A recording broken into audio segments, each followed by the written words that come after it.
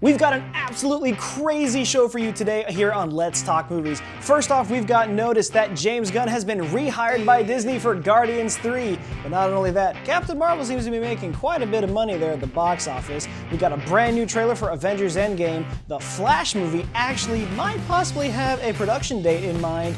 And the new Wonder Woman sequel is not so much of a sequel, but it's still a sequel. Let's get into all of that and more right here on Let's Talk Movies.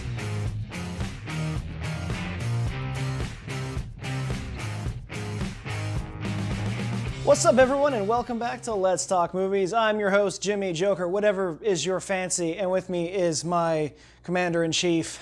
Hey, it's Alec. How you guys doing? Yeah, we have to have different names for you every time. That's just how the show rolls, man. It's fine. It's just how it goes. It is what it is. You know, since we only have the two of us here, because no one else wants to do the show with us. I mean, we also do it at like sporadic times, so It just never no works one's ever out. home. But I'm glad we waited this time because we've got great stuff to talk about, especially like that first thing. James Gunn is back in the director's chair to finish out the Guardians trilogy. I'm gonna go straight to you for this one just because, like, how does this make you feel? I mean, you know, they said they were gonna use the script and then they weren't gonna use him and now he's back? I am completely blown out of the water by this because I never expected them to walk this back.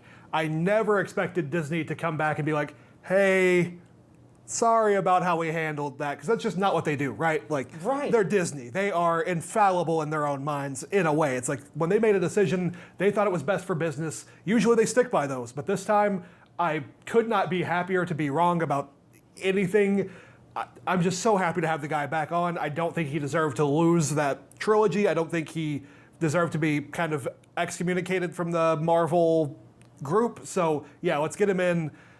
I would have liked to see his input, for Endgame. We don't know how much of that got through with the Guardians stuff, so maybe we lose a little bit of something there. I don't expect it would be too much because I'm sure this has been planned out pretty well ahead of time. But to have him back in the driver's seat to set up whatever the Guardians are up to next, whatever Guardians 3 is going to be, we know that he was using this, or they were using his script, but having him back on board it sets it all back up. Does that mean we're gonna get Dave Bautista back? I think we were always going to. But yeah, I think this is the solidifying 100%. I mean, it's amazing. I'm so glad that they got him back. Because, okay, he did some stuff, but get over it. It's in the past. Bring him back. Let's get this out. But that leaves me with two big questions. One I just actually thought of. Let's go with the first one. Does this lay a problem with Warner Brothers with him directing the Suicide Squad sequel? Because Guardians 3 has been pushed back on the timeline, I don't think so. I wouldn't expect it to have a huge issue, because they seem to be moving really quickly with the DC side of things right now. Like Birds of Prey, we got announcements for it, and now we know that this thing is on a roll. It's going fast. I would imagine the Suicide Squad's probably on the same thing. Like, we've already got cast confirmation about some of the people that are going to be on it. We have a team kind of rumored to be like fully setting up for it. So I would imagine this thing's going to go in production pretty quickly. Yeah, and that's what I was going to say. Now that he's officially back in the game, do you think they're going to move up the date for Guardians 3? It was pushed back originally because they couldn't get the director. Now that he's back, are they going to try to rush it out? Are they going to think okay, we've got it, we can start today. Let's push it back a year or so we don't actually have to wait until 2022. I would think what you've got going into the next phase. Like, we haven't heard the announcements, but obviously Marvel knows what they're doing. So if they've already scheduled to have another movie on that course, that probably means that the actors involved were already trying to set things up for those days. They can't just not work. Like, that's, this is what they do. So I'd imagine there may be some rearranging that has to happen that may push them away from being able to do it. Just get everybody back on board and let's run on this thing. I'm sure they all want to. I'm sure they'd all love to come back together and really hit the ground running on it. And I hope that they do. But he's already signed on for the Suicide Squad. Just go through it, man. Just see it out. I think if Warner moves him off the movie, that's going to be the biggest mistake that they could make. I was going to say, that'll be the biggest mistake ever. But we've seen with a lot of the movies they put out, Warner doesn't learn from anything in the comic book universe, apparently. They just don't get it some of the times. But if they're smart, they'll keep James Gunn. They'll make a great movie, because right now DC is on a winning streak. They've got it. They've finally figured it out, and they're making it work. So if they lose it now, I don't know what's going to happen. I don't think that losing him would be the death knell for that movie or the universe. No, it's just going to put a dip in it, I think. Yeah, it just lowers the excitement, because him being able to reform a team was kind of the idea. that drove all of this energy towards that. It was his kind of shot at not necessarily redemption, because I don't think he necessarily did anything wrong, but it was his opportunity to put another franchise back up and say, hey, regardless of what Marvel thought, regardless of what Disney thought, we're going to put this thing together. It's going to be a blast. We're going to do this the right way. The flip side of that is it does take time to kind of restructure this universe again for DC. Like, yes, they just hit it off. Like, Aquaman killed it. We're hearing nothing but great things about Shazam and what it's going to do. So like, we're setting up a good line and a good precedent, but this movie is also fairly important to reestablishing the DC universe as a solid threat. Like, yes, the trench, whatever that's coming, that could help, that could do great things, expand, outward in a way that nobody expects, hit it off there, that could be great for them. But really, the Suicide Squad has this goal in front of it where Suicide Squad 1 underperformed in a critical stance. Like, obviously, it made money. We know people are open to the idea. We know people are going to come see it. And it's James Gunn, who we know what he can do with it. If he can put that on the map, if he can put that back together, even if he only does the first film, and then you hand it off and just let somebody else take the reins, that's still critical to establishing a good first movie. And so, yeah, I think that's got to be day one focus for DC right now, is being like, we've got to hold on to him. Let's not promote this idea of a Marvel DC Civil War thing. Like, creators can create regardless of which identity they're under. Let's just let this thing rock. No, for sure. And, speaking of money, like you mentioned, it would make great money if James Cameron not James Cameron, Jesus. James Gunn? James Gunn with DC, I think, is a great thing. And I think it'll bring in money for fans of just James Gunn's filming in general. Mm-hmm. But on the talk of money, Captain Marvel is about to fly past the $1 billion mark after only being out for a week. I know that's not like unheard of, but it's great for this movie as its own like solo standalone film for the character, its own origin story, if you will. But to go that far past and make that much money, I'm super excited for this movie. I think right now it's sitting at, $850 million, probably more. Worldwide, it's exploding. And they're projecting another 60 to 70 million for this second weekend run. That's such good news to hear, especially on the bubble of Endgame, where it's like, are people just going to save their money and hold out until Endgame? No, they answered back emphatically, no. Everyone got out to see it. Everyone's enjoying it. Sure, there's some issues with the Rotten Tomatoes thing, the assault, whatever you want to consider that. But that's obviously, it hasn't hindered the movie. It's made more money than we could have ever expected it to. We could have ever hoped for. Really, like, this thing is crushing it, and I'm super happy about that. I'm so pleased that it is, because it got a lot of backlash. A lot of people were talking poorly about it. The Rotten Tomatoes thing was a big thing. And then it goes through, and it still explodes past their expectations. I don't understand why people have to go through, they just have to destroy this movie. Going to it before it comes out. Of course, now you can't do it anymore, thank you. But to go through leave horrible reviews about the movie so no one goes and see it because they're boycotting Marvel. Or the same thing with Star Wars, they're boycotting Star Wars. It makes no sense. But then they come out and it makes this much money. You literally did nothing. Yeah, I really didn't. They didn't have to correct course on it at all. No one said anything, adverse about it. They were like, all right, cool. Fans are being over the top. We're just going to put it out there and we'll see what happens. And when they dropped it, everyone loved it. It's a great movie, in my opinion. I think they did a lot of things very, very well in the movie. I think they set up the lead into Endgame really well. This movie set up its own universe of characters and exploration, but it didn't intrude on anything that we were already kind of hoping for Endgame. We didn't see anything that had to course correct and make us flip our heads around on what we actually saw in Infinity War. So yeah, I think this is great. They managed to build another leg of the Marvel Cinematic Universe and expand outward in a very fun way. Yeah. Without doing anything to dampen the excitement or make us question what's happening in Endgame, which I think is the best way to do it. Then we get that trailer. She shows up. Yeah, let's talk about that. That was the next part of the list. The Avengers Endgame trailer. I didn't think they were going to drop another one. It's a month out from the movie. I didn't think we were going to get one. I think they were just like, you know what? Let's give the fans what they want. Let's give them one trailer and just leave it open. Because, we kind of know what to expect from this movie just because, it is the second part of this. It is a two-part Avengers movie. So you got Infinity War, then Endgame. So you already saw half of it. Now we're going to go into this new one We get a trailer. We get some glimpses of some stuff. We got Captain Marvel at the end of the trailer. I thought it was a good idea. People were saying, no, you're going to get people confused with what movie to go see because she's going to be in Captain Marvel, and now she's going to be in Endgame. Absolutely not. It needed to happen. She's there. Anything from the trailer that just stuck out to you, really great to see? The moments that I think stood out to me the most were, one, the new uniforms. The new uniforms, because they literally they look exactly like Ant-Man's quantum jumping suits. So it just leads into the thought of, is time travel going to be a part in this? And apparently everyone says it's going to. That's what my thought is. I was going to say, they're going to do that, and along with the high speed, or was it the light speed engine from Captain Marvel, going back in time or something to try to prevent the snap. Yes. I think that's what... Probably should put a spoiler tag right there, just in case. It's fine. But anyway, yes, I do think there's some time stuff that's probably going to take into effect. Still very curious on how everything's going to play out with Thanos. I genuinely have no idea what to expect as far as how he's going to react to, one, a more powerful being that he's fought yet, because we saw that on Titan, he kind of lost. He almost lost if it was, yeah. It took a group, and he did lose. Like, they had him beat. Star-Lord obviously just broke and messed everything up, but they could do it by themselves. Yeah. They were so close to just ending it all there. Adding Captain Marvel, who clearly, if you've seen the movie, you know exactly what she's capable of. She looked ridiculous as far as how strong she is.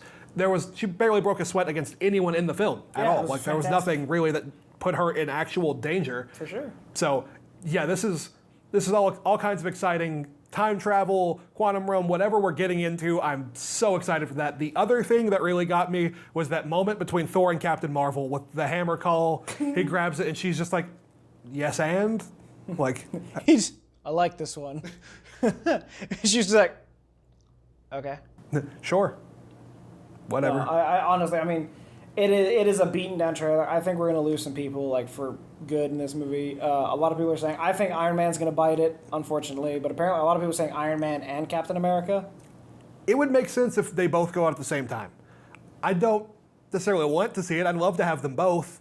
But if you're going to make a transition out of this, if you're going to start introducing the X-Men Fantastic Four lead up, we know that deal is supposed to close next week, actually. Yeah, So if you're going to do it, if you're going to give them a good, proper send-off, do it in the biggest movie that you've made yet. That'd be fine with that. 100%. It's literally the end of an era for these guys. So they've lived it out to their potential. They've done all the stories that they could, and I think it's about time for them to take it back and then let these new X-Men, Fantastic Four, whatever they have, come into play, take over the mantle, recreate a new Avengers. Yeah, this was definitely the era of the true superhero with Iron Man and Cap and these guys that represent values and an idea and that kind of very Civil War style, you're either on one side or the other kind of ideology. It was very much a political and origin kind of thing. We saw these guys come into their own as heroes. Cap had been frozen for hell and ever when we first met him. Tony really just became Iron Man now 10 years ago, but at the time, there's still a lot to learn, and we've seen that over the movies. He's gotten smarter, he's gotten more careful. We've seen a whole maturation process. Now, let them be the mentor characters, let them come back in cameos, let's set up this whole idea of the mutant situation, or whatever we're going to call Fantastic Four, the altered, 4 or 5 people of that storyline, whatever they're going to call it, because we've had some Inhuman stuff, we've got... Fanstick 4. Whatever it's going to be, whatever they're going to consider these people, whether that's Inhumans or mutants or whatever, let's go into that age. Let's tackle these same ideas, but from a different perspective. There's a whole lot of meaning and ideology kind of things going on with the X-Men universe. Let's introduce that here. Let's give these new people a chance to shine. And then whenever there needs to be a reset, whenever there needs to be that divide Civil War kind of movie, you can have Iron Man, you can have Cap come back on a appearance basis and be like, look, I don't think this is a good idea. You guys should try to work it out, that kind of thing. I would love to see them, if they bite it, they bite it. But if they don't, I would love to see them back in that mentorship kind of role. Let's pass this thing on to a new generation. Yeah, and I think that's exactly what they're going to be doing moving forward with Phase 4. Bringing in, the Eternals and possibly the Nova Corps. It's going to be amazing. and they're keeping it secret and under wraps, which is the good thing, good way to do it. Let's talk about it as it comes. And I've got no witty transition for this next part, but let's stop talking about Marvel and go straight to DC for a little bit, because we finally got some news of the Flash movie that I've been waiting for since, like, I don't know, the 8th grade. I was like 2009, 2008. So it's been a while, but there's talks that the Flash movie has finally got a production idea, and they're getting ready to set a production date for November of this year. Super excited about that. And they've locked down the writers from Spider-Man Homecoming, as well as game night directors Jonathan Goldstein and John Francis Daly. This brings nothing but joy to my heart. It's finally time to get a solo Flash movie. I'm a big fan of The Flash. I think Ezra Miller is doing a great job. No matter what anyone says, Ezra Miller, if you're watching this, you're wonderful. What are your thoughts? I am on the side of high approval for this movie, especially with the people that are now attached to it, because my favorite parts of The Flash are the kind of fun, quippy Barry Allen stuff. We got a little bit of that out of Ezra so far. He's been a very funny, heartwarming kind of character. You're like, oh wow, this kid is in way over his head, but it's fun to watch kind of situation. Absolutely. And so when you're locking down the Homecoming people, that can only spell good things for this movie, in my opinion, because I think that's where it's really going to excel. I wasn't a huge fan with how they portrayed the Flash necessarily in the build up to here, with Justice League, and the way the running looks a little weird to me. I think it could have been handled better, but I don't mind Ezra. I love him as an actor. I don't mind him as the Flash. He hasn't gotten a real chance to stick it yet, I don't think, but he's been good. But I mean, that was the same case with Aquaman too. Like, Yes. Aquaman kind of got like the shaft in Justice League. Everyone was like, "Oh my God, he's terrible." La da da. It's not the real Trident. La da da. It's like, there's got to be more to the story. There's got to be more to the story. We get a solo film. Oh, there's his Trident. There's the costume. That's the one you wanted. Told you to wait for it. So I think that's exactly what's going to happen in The Flash. Everyone's talking, his suit doesn't look real. I was like, well, his suit is also, he made it himself. So I imagine everyone's going to get upgrades as they go. Oh, for sure, he's going to come into his own. But for me, it was just as a character, we didn't get to see enough of him to really have a great judgment. No, but I think every time he was on screen, he added something to it. It wasn't like a complete loss, It wasn't a complete waste, but it is an Aquaman situation in the case of they just didn't have enough time. No, they really didn't. Wonder Woman killed it in her solo film. Sure. Aquaman's done great. Yeah, I thought Man of Steel was fantastic. It's a great movie. I love that movie despite whatever the hell everybody else says. And so I have full faith for them to really plant their feet into this movie and really get it going. Yeah. My only complaint, again, was just that I thought the running motion in Justice League with the slowing down time thing, the way his legs kicked behind him and kind of just looked like he was flopping around a little bit. I thought it was great. That's what I was gonna say. That's one of that's one of my favorite scenes. Is just when he's trying to run around Superman, and Superman just kind of turns and looks at him. And he's just like, oh no. I like the idea of the scene. I don't like the execution and the way the body stuff was done. I think there's room for improvement there. I think you're just full of it, and you should be fired. We should fight right now. Okay. But I am excited for the movie. Dawn of Justice. I am excited. I want to see what they do. I want to see where they take this, because at first we were hearing Flashpoint, which that means a very specific thing in the comic book world. That is a very specific entity and a game-changing idea.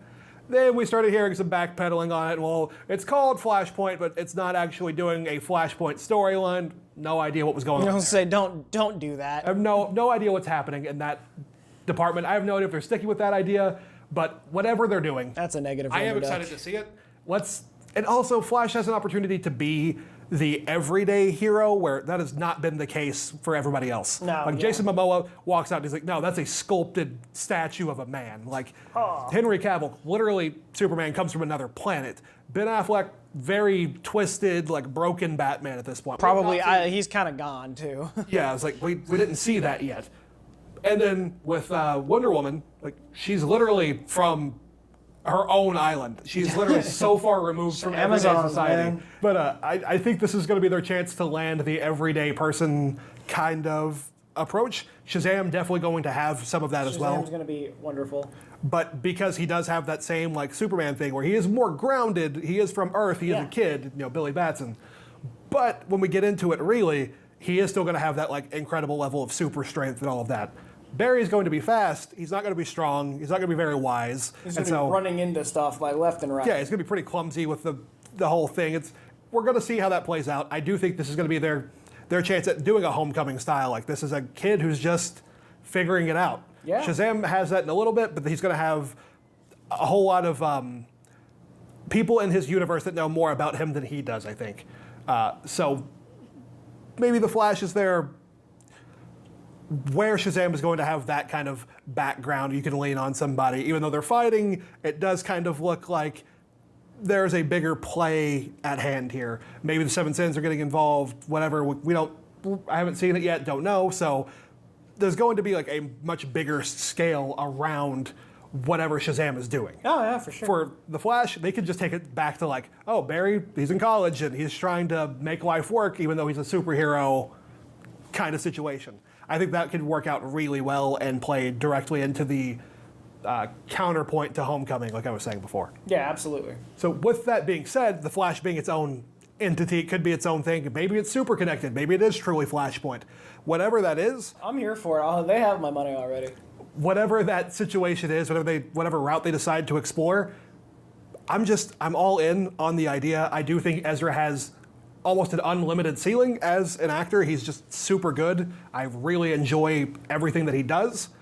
But before we get there, we have at least one more stop in the road. We most certainly do. And I'm so because excited for it. Wonder Woman 1984 is apparently not a direct sequel, but it's still a sequel. It's a sequel. Thing. Look, Patty Jenkins, mastermind. Absolutely. So no question there. So when they say not a direct sequel, my assumption is not a direct right after its sequel. It's like, yes, it's not in the 40s. The title is 1984. So it takes place at least 40 years after the events of the first film. So obviously it's going to be a sequel, but give it some time. It's the same, 40 years have passed. Like, we are jumping ahead. This is the prequel trilogy to, past Empire. Like, we're going. Like, we are, this is a different... Yeah, she's seen Star Wars now. That's fantastic. So we're really jumping into this thing. Like, we're really going... Even though it's behind where we're currently at the storyline with Justice League and all of that, we are still catching up way fast on the Wonder Woman storyline, because we left her in the 40s at that last they got the war ended and she's just kind of there. Yeah, so now we're jumping into a whole new portion of her character where maybe we're seeing how she adapts in and becomes the very sleek, like, just femme fatale that we kind of got in the Batman v Superman situation, where it's like, this woman is very, like, she's practically spy level. Like, she's got some subtlety, some nuance. So maybe that's where we see some of this develop. Maybe it's an all-out fight. I don't know, but it's set in the 80s. Yeah, and that's what I think was great, because they said it's not a direct sequel, and Patty Jenkins has said it's more of like the next iteration for Wonder Woman. And I'm like, well, that makes perfect sense. It's been a long time. She's adapted with technology now. It is a new iteration of her. It's not the same. It's not this the same. It's still Gal Gadot. It's been a long time, so she has changed over the years. She's not going to beat the Justice League for another like 30, 40 years on top of that.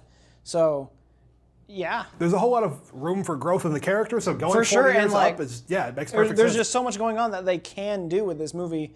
And I think, did they say it was supposed to be Cheetah? Was that the new? Yes, I believe that's who. Cheetah's going to be the next villain in her movie.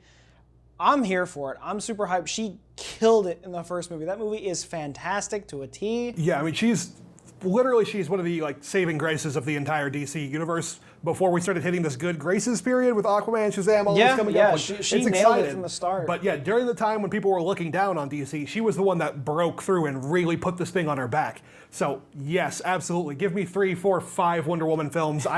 Bring them all on. I know Patty Jenkins has a plan to expand out at least another 2 or 3 films. Right now she has a plan for at least one more film that will end the character's story, she said, if she gets the opportunity to. So she already has it set up for either a third Wonder Woman film or some spin-off, standalone, something to execute the ending of the character. And I think it's great. She's got the vision. She has it all played out. She just has to get the green light. And I'm here for it. I'd give it to her right now. Yeah, right now I was campaigning after Wonder Woman came out to just give Patty the DC universe and let her run. Like, she has obviously got an eye that a lot of people just don't have and will never have, and it's special. Like, obviously we saw with Wonder Woman, she does incredible things.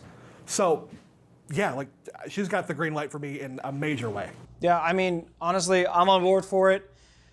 Obviously, we got another year and a half before this movie comes out. It comes out in June of next year. Because that was supposed to be the supposed Guardian slot? Yeah, so not quite a year and a half, but yeah, we're getting... Okay, we're getting close to about a year, but I mean, a lot of speculation between now and then. I don't think we're going to be getting a trailer for any anytime soon? No, I would say we've still got a little bit to wait on that. But one last thought to add to this. Yeah. The way I feel about Patty right now is very much the way, to wrap it all back up, the way I felt about James Gunn after I saw Guardians 1. I was like, this guy gets it. Yeah, this guy for understands sure. what he's doing. He took he took characters that weren't known at all, made them household names, and made people really pay attention and care about them. And most of them were animated. Patty, in another way, is like, she took Wonder Woman, which is a character that, yes, has survived and succeeded and has all kinds of amazing things about her, amazing comic runs, amazing participation in the greater DC universe, but she made her relatable and really adapted her for a way that an audience in 2018, or was it 2017 when that movie came out? I can't remember, I think it was honestly. 2017, I believe. So she took it for a modern audience, really adapted that character, male, female, adult, child, whatever. Like, really Everyone made loved it. everyone latch on to that character. And that's something that it takes a special kind of vision to do. Yeah. And she nailed it. I think the same way that James made a small raccoon voiced by Bradley Cooper, lovable. Like, it Oh, I'll get that arm. it reminds me of kind of the same thing. It's like, she has the same vision that I think James did back then and still does now, obviously why we're so excited for him to come back for Guardians 3. And that's something that you can't, especially in this age where comic book movies, obviously we're in an age where they're succeeding, but for them to have longevity, you need actual artists, people who make you feel things in these comic book movies beyond just like, oh, good versus evil, oh, superpowered guy punching CGI thing. And those are two people who I think 100%. very truly understand that narrative and really pulled it all together in a major way in a very transformative time for comic book movies in general. Yeah. So, yeah, like I said, she has my green light, all engines go. Absolutely. Like, let her do And her this thing. movie is going to do fantastic. I think it's going to do great things for DC.